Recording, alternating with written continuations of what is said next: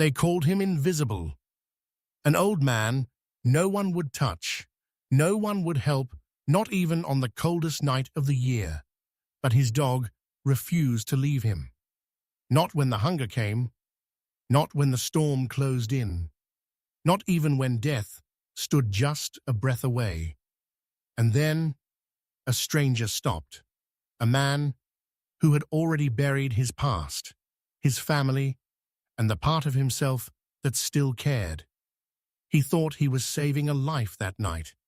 He didn't know the dog had already chosen him, and that choice would lead him into a storm, uncover a truth buried for years, and change everything he thought he had lost. Forever. Please support us by subscribing to the channel. The morning in Briar Glen arrived sharp and merciless, the kind of cold that didn't just touch the skin, but pressed inward, quiet and relentless, as if winter itself had decided to stay a little longer than it should. Frank Holloway moved along the edge of the street like a shadow that had forgotten its owner. He was a man somewhere in his 70s, though the years had not settled gently on him. His frame was tall once, now bent slightly forward, as if the wind had shaped him over time. His face carried deep lines, etched by cold nights and harder days. His cheeks hollow, his grey beard uneven and untrimmed, giving him a worn, almost fragile appearance. But his eyes, pale blue, steady and observant, held something that refused to break. Not hope, not quite. Something quieter, endurance. He wore a long brown coat, patched so many times it had lost its original shape, layers of wool and flannel beneath it doing little to keep the cold from creeping in. Beside him walked Shadow. The dog was a large German shepherd, about 5 years old, with a coat that should have been rich black and tan, but now dulled by dust and hunger. His ribs showed faintly beneath his fur, but there was nothing weak about him. His posture was upright, controlled, ears alert, eyes sharp and amber, scanning the world with calm awareness. He did not walk like a stray. He walked like something trained, something that had chosen this path rather than been forced into it. He stayed close to Frank, not out of need, but out of decision, as if guarding something no one else could see. People passed them without slowing. Boots crunched over snow, doors opened and closed, voices rose and fell, but none of it touched them. In Briar Glen, invisibility was not an accident. It was a quiet agreement. Frank stopped near the back alley of a small diner. The smell of fried food drifted faintly through the air, warm and distant, like a memory he no longer trusted. The back door creaked open just enough for a paper bag to be placed outside before it shut again. The woman inside did not look at him. She never did. Frank waited until the door closed before crouching down slowly, joints stiff, movements careful. Inside the bag were scraps, bread ends, a strip of bacon gone cold, something fried and forgotten. He broke the bread in half, then paused. His fingers lingered for just a second before handing the larger piece to Shadow. "Eat," he said quietly, his voice rough but steady. Shadow didn't move immediately. He lifted his head, eyes meeting Frank's, searching, confirming something unspoken. Only after a faint nod did he lower his head and eat, slow and controlled, never desperate. Frank watched him, a faint smile touching his lips, though it carried more sadness than comfort. "Still got more manners than most people," he murmured. Across the street stood a man who did not belong to the rhythm of the town. Jack Callahan remained still, his presence cutting through the ordinary like something held too tightly for too long.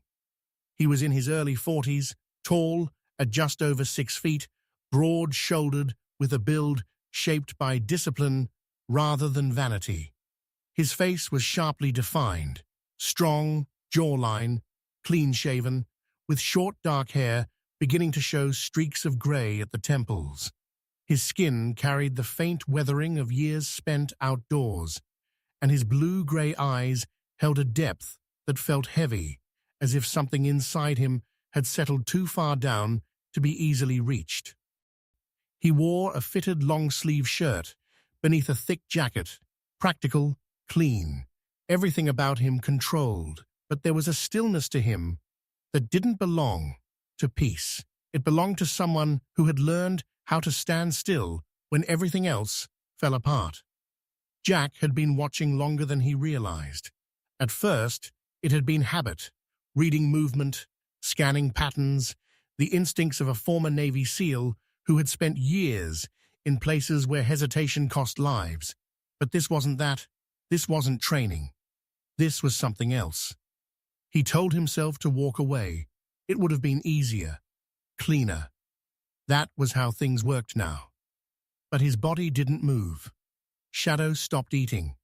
Mid-bite, his head lifted, his ears angled forward, posture shifting slightly, not tense, not afraid, aware. His gaze locked onto Jack. For a moment, the world narrowed. No sound, no movement, just that silent connection stretching across the street. Jack felt it before he understood it. Not a request, not a warning. Recognition.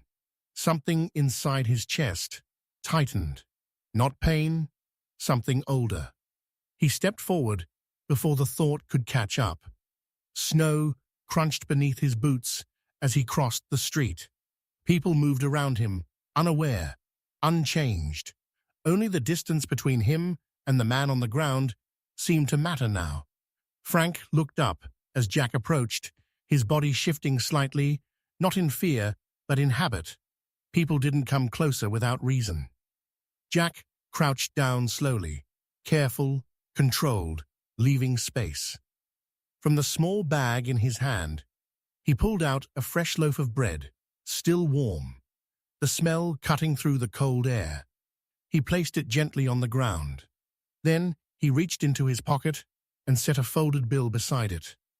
Frank's eyes moved from the bread to the money, then to Jack. His brow furrowed. "I don't take charity," he said quietly. Jack nodded once. "Then don't," he replied. Frank blinked, caught off guard. Jack tilted his head slightly toward Shadow.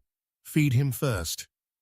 The words were simple, no pity, no pressure, just truth. Frank hesitated. Pride stirred, thin but stubborn. He almost refused. But Shadow stood there, silent, waiting. Frank exhaled slowly.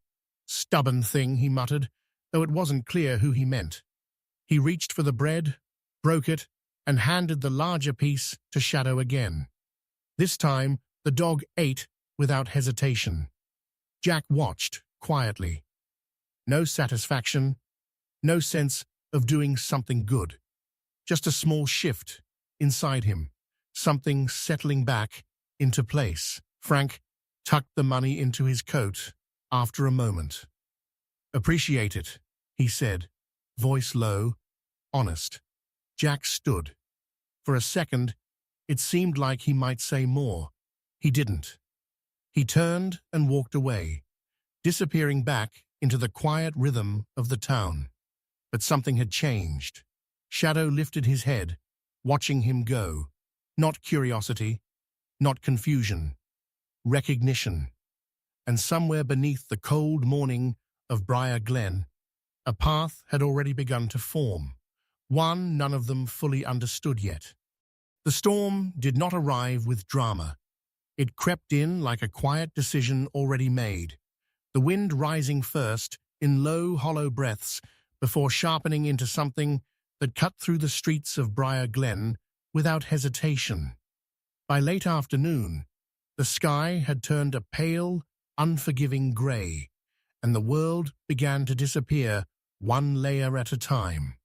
Frank Holloway had seen storms before, Too many to count, too many to respect lightly, but this one felt different. The air carried a pressure that pressed against his chest, slowing his breath, tightening his joints. His steps grew uneven as he moved farther from the center of town, the warmth of buildings fading behind him. "Shouldn't be out here," he muttered, though whether he was speaking to himself or to Shadow wasn't clear.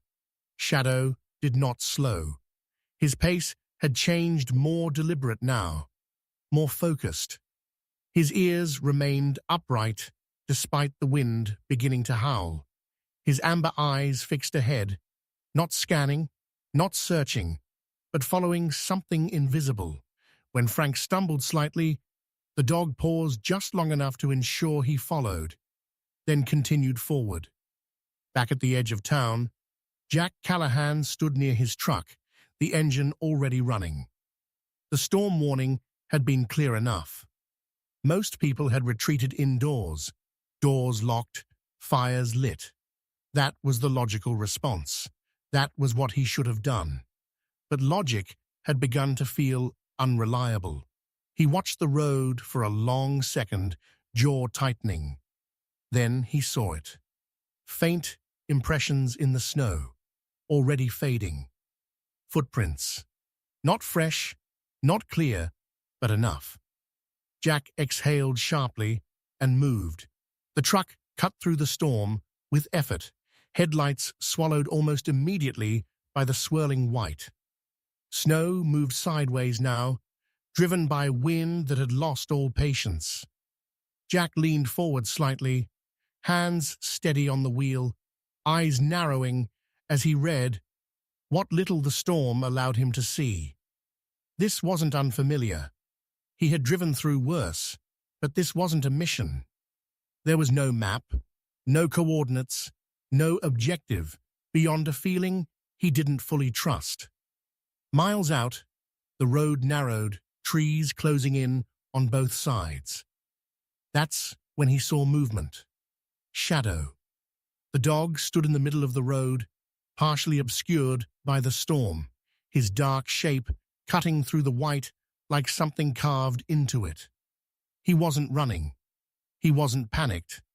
He was waiting. Jack braked hard, the truck sliding slightly before stopping. He stepped out immediately, the cold hitting him with brutal force, wind tearing at his jacket. "Where is he?" Jack called out, though the words barely carried. Shadow didn't turn back toward town. He turned deeper into the forest. Jack hesitated, just for a second. Then he followed.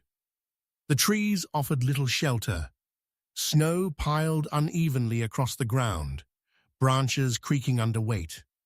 Jack moved carefully, boots sinking deep with each step, his breath controlled, measured. Shadow stayed ahead, never too far, always within sight, not leading, blindly guiding. Then something else emerged from the storm. A vehicle, a pickup truck, half buried in snow, tilted at an unnatural angle just off the narrow path. One side had slammed into a tree, the front crushed inward, glass shattered. The engine was dead, the metal already stiff with cold. Jack moved faster now, instincts overriding thought. He reached the driver's side first, pulling the door open with force. Inside was a woman. Her name, he would learn later, was Laura Bennett. She looked to be in her mid-30s, her face pale beneath strands of dark brown hair that had fallen loose from a tied bun. Her features were soft, but drawn tight with pain.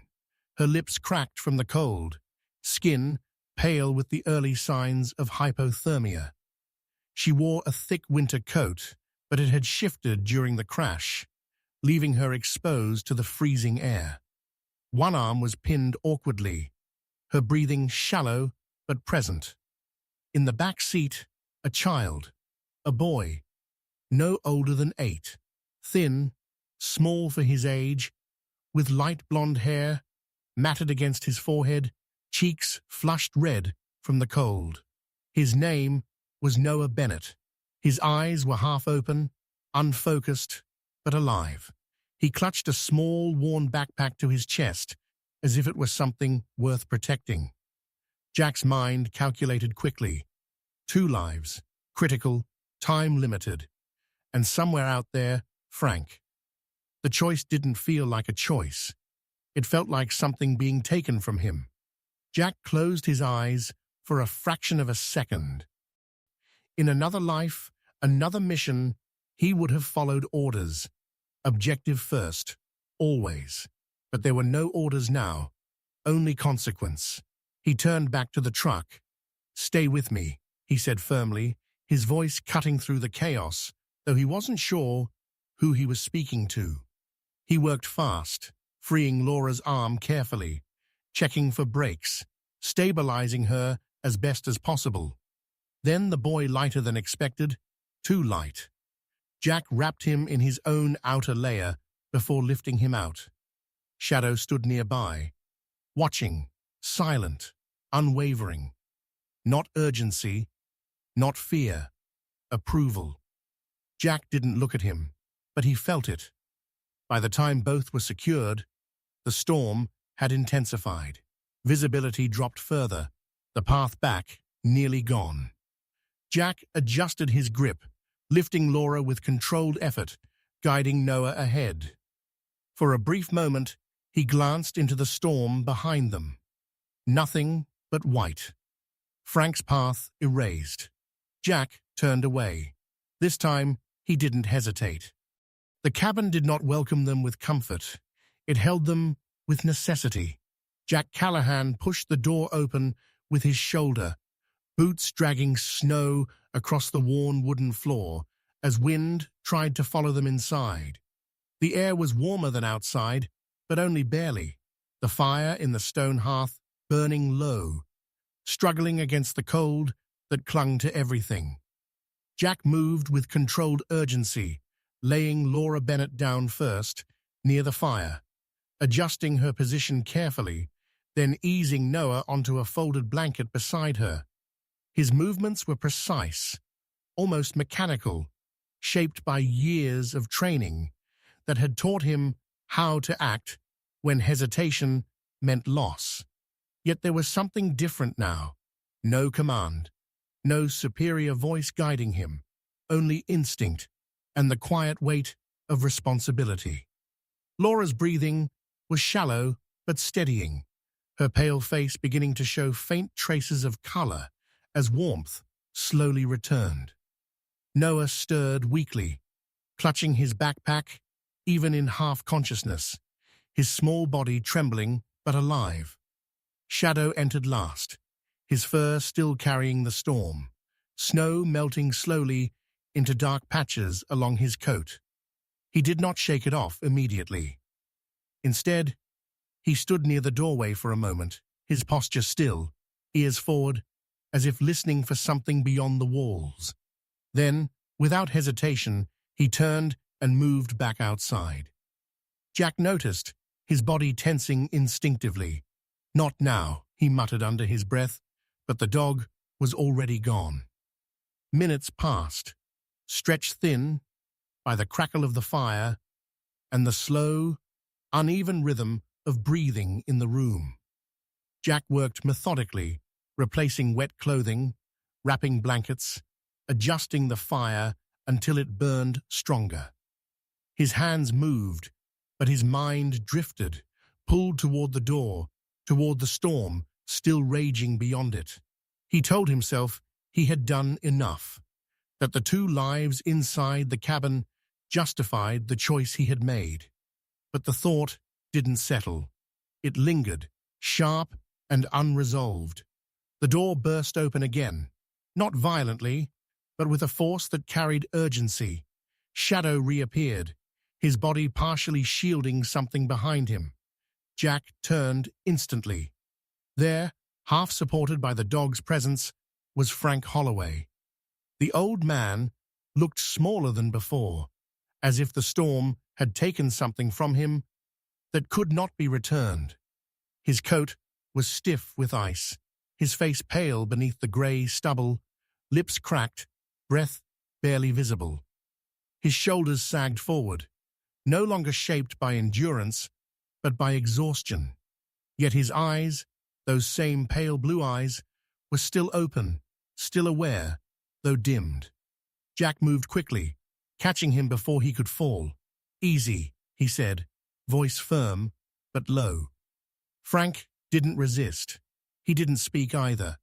He simply allowed himself to be guided, which for a man like him meant more than weakness. It meant he had nothing left to argue with. Jack lowered him near the fire, adjusting him with the same careful precision he had used for the others. 3 figures now occupied the small space. Laura, barely conscious but stabilizing. Noah, fragile but holding on. And Frank, caught somewhere between survival and surrender. The cabin felt different now. Not crowded, full. Time moved quietly after that. The storm outside continued its relentless assault, but inside, something else had taken hold. Jack sat back briefly, his body finally allowing itself a pause, though his eyes remained alert. Across from him, Noah's eyelids fluttered open slowly. The boy's gaze wandered at first, unfocused, drifting across unfamiliar walls and flickering light before settling on Shadow, who had moved to lie between the 3 of them. Noah watched him for a long moment. There was no fear in his expression, only a quiet curiosity that belonged to someone who had not yet learned to distrust the world completely. His voice, when it came, was thin but clear. "He's not your dog," he whispered. Jack frowned slightly, caught off guard. "What?" Noah shifted weakly, his small hand resting against the blanket. "He's not anyone's," he said, eyes still fixed on Shadow. "He just goes where he's needed." The words settled into the room with a strange weight. Jack glanced at Shadow, then at Frank, then back at the boy. Something in his chest tightened. Not sharply, but deeply, like a memory being uncovered rather than created. He had spent years believing in structure, in ownership, in defined roles and clear outcomes. That was how survival worked. That was how control was maintained. But nothing about this felt controlled.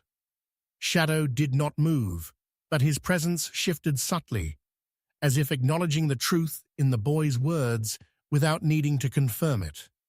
Frank's hand stirred faintly, resting weakly against the dog's fur, not gripping, not claiming, just touching, as if reminding himself that something real still existed.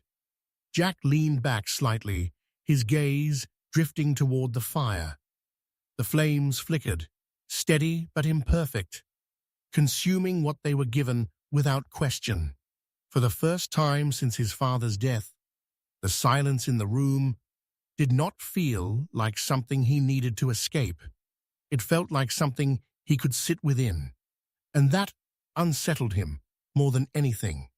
Because if the boy was right, if Shadow did not belong to anyone, then neither did the moment that had brought them here. It wasn't an accident. It wasn't duty. It was something else. Something Jack had spent years refusing to believe in. Night settled over the cabin like a held breath, quiet and deliberate, the storm outside fading into distant whispers against the trees. Inside, the fire had burned lower, its glow soft and steady, casting long shadows that moved slowly across the wooden walls. Jack Callahan sat near the hearth, one arm resting on his knee, his posture relaxed but not at ease. Rest had never come easily to him, not since the war, not since the phone call that told him his father was gone. Across from him, Frank Holloway stirred. The old man looked stronger than he had hours before, but only just. His face had regained a trace of color, though his features remained drawn, his body still fragile beneath the layers Jack had wrapped around him. His pale blue eyes opened slowly, not confused, not searching, aware, as if he had not been sleeping so much as waiting. "You ever feel like you've walked into something you don't understand?" Frank said, his voice low, rough but steady. "But you know it's been waiting on you." Jack didn't answer right away. He watched the fire instead, the way it consumed without question. "Yeah," he said finally. "More than once." Frank gave a faint nod, his gaze drifting past Jack to the far wall where a single framed photograph hung. It showed a man standing beside a wooden fence, one hand resting lightly against it. Thomas Callahan, Jack's father.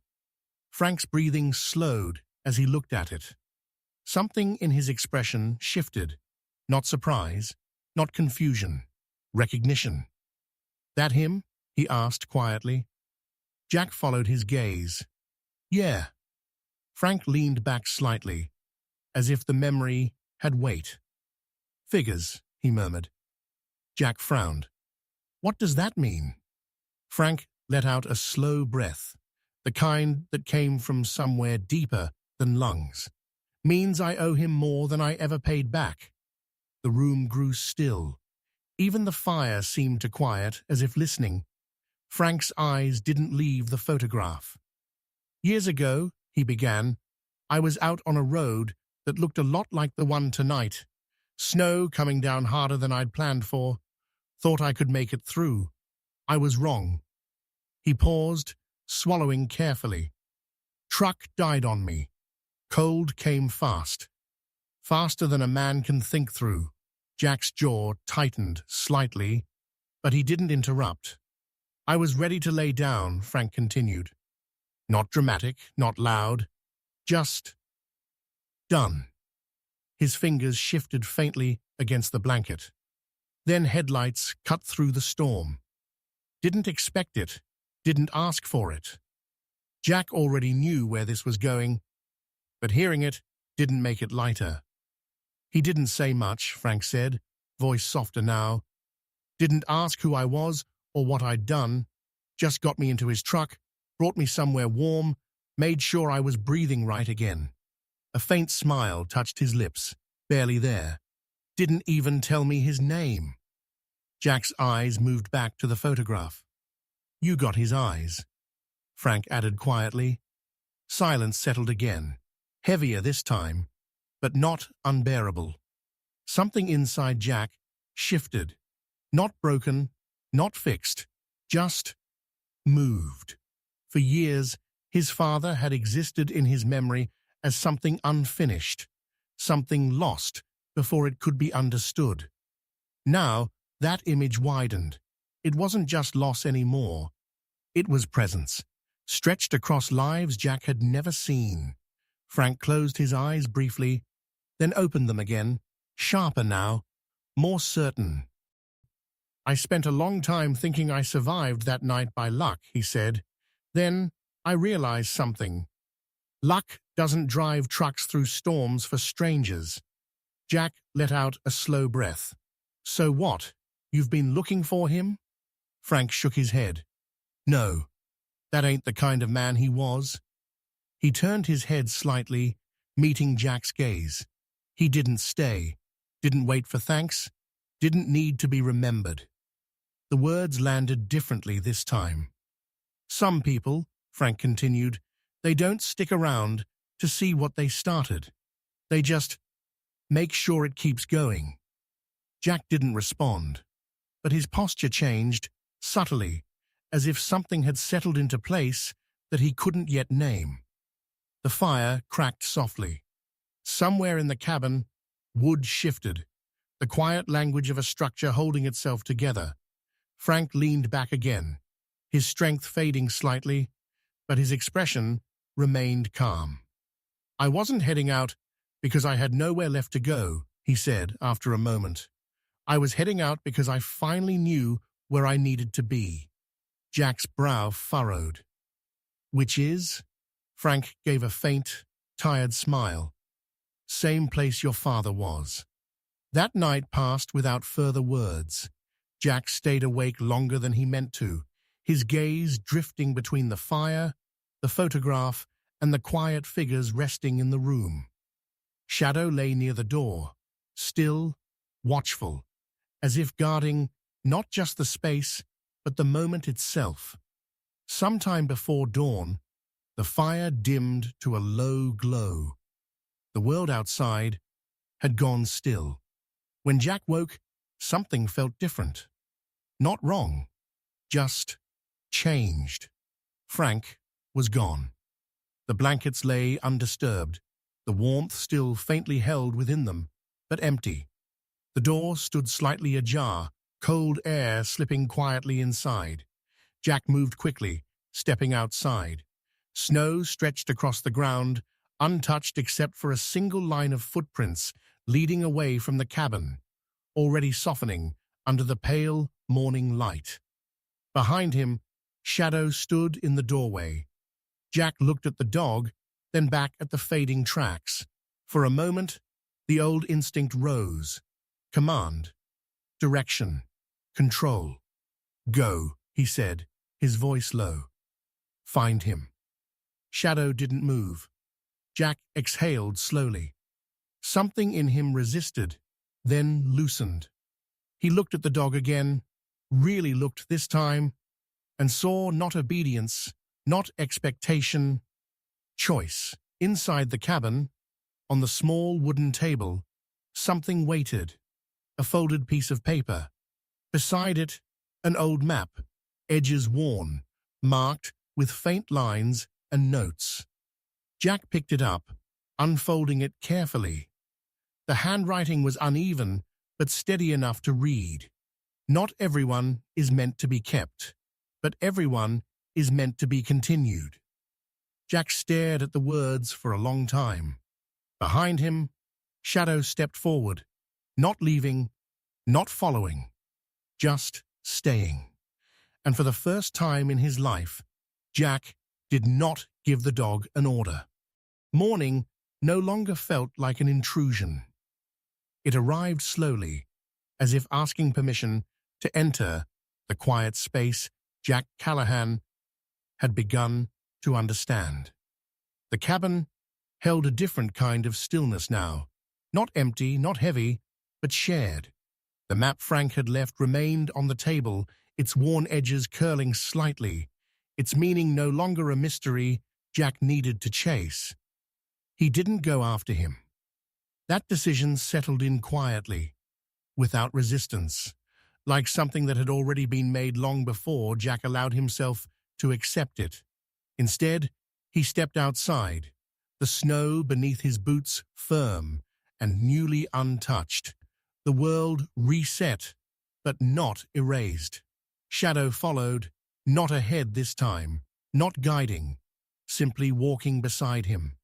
Briar Glen had begun to move again after the storm, though cautiously. Smoke rose from chimneys, doors opened a little wider, voices carried a little farther. Life returned in small, careful pieces. Jack entered that rhythm without announcing himself. The first house stood near the edge of town, its porch sagging slightly beneath the weight of snow. An elderly woman struggled with a shovel, her movements slow but determined. Her name was Ruth Caldwell, a woman in her late 60s with a narrow frame and silver hair pulled into a loose braid that rested over one shoulder. Her skin was weathered, marked by years of outdoor work, and her hands, though thin, carried a quiet strength. She had lived alone since her husband passed nearly a decade earlier, a man who had once built half the fences in town before a fall took him too soon. Since then, Ruth had learned not to ask for help. "I'm fine," she said, before Jack even spoke, her voice firm, practiced. Jack nodded once. He didn't argue. He simply took the shovel from her hands and began clearing the path. His movements were steady, efficient, the same discipline he had carried into battle, now repurposed for something quieter. Ruth watched him for a moment, her expression unreadable, then stepped back, not surrendering, just allowing. By the time he finished, the walkway was clear. Jack didn't wait for thanks. He handed the shovel back and moved on. Shadow lingered a moment longer, his gaze resting on Ruth as if memorizing something, then followed. It continued like that. A fence repaired behind a house no one had mentioned. A stack of firewood left beside a door before dawn. A bag of food placed quietly near the diner where Frank once stood. No name, no explanation. Invisible, but not meaningless. Jack didn't think of it as following his father's path. Not at first. It felt simpler than that.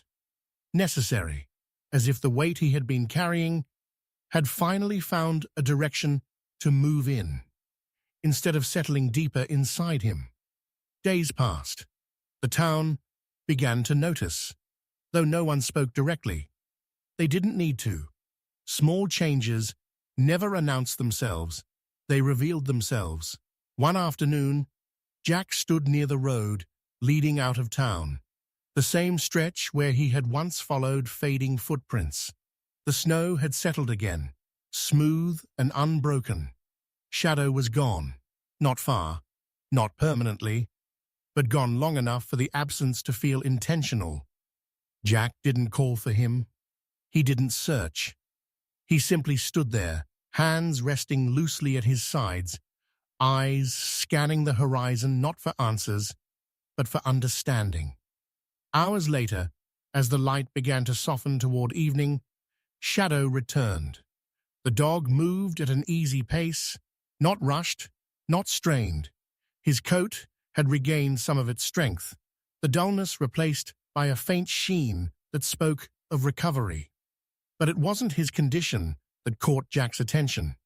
It was what he carried.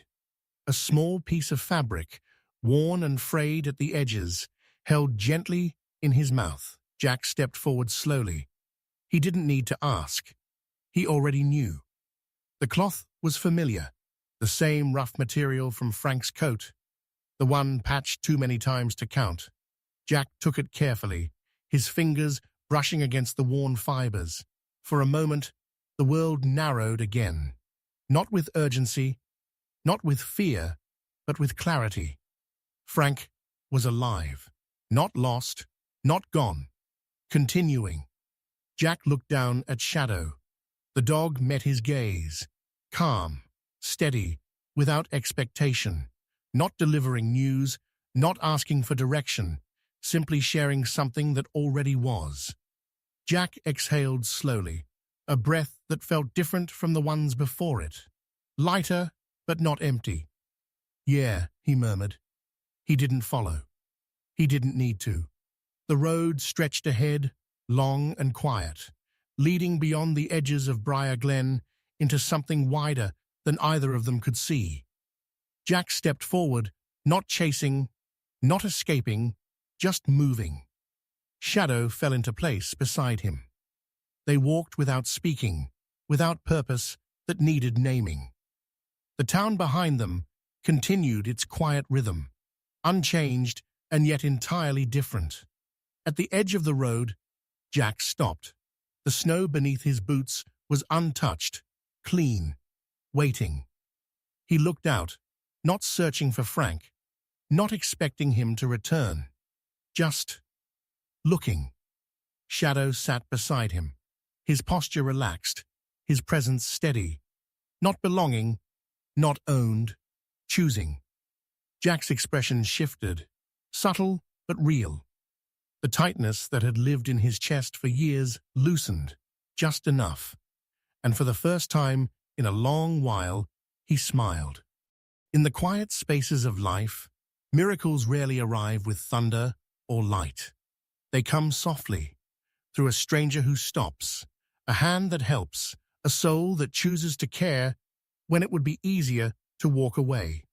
Some call it coincidence, others call it kindness, but many believe it is God working gently through ordinary people, placing the right hearts in the right moments. Frank was not saved by chance. Jack was not healed by time. And Shadow did not choose without purpose. Their paths crossed because sometimes, when we are at our lowest, God does not remove the storm. He sends someone to walk through it with us. In our everyday lives, we pass people carrying invisible burdens, someone sitting alone, someone struggling in silence, someone waiting for even the smallest sign that they matter. A simple act, a kind word, a moment of presence can become the miracle they have been praying for. So don't ignore those quiet moments. Don't assume someone else will help. You might be the answer God is sending. If this story touched your heart, share it with someone who needs hope today. Leave a comment and tell us what part stayed with you the most. And don't forget to subscribe to the channel for more stories of faith, healing, and the powerful bond between people and animals. May God bless you, protect your home, guide your steps, and bring light into every dark place of your life.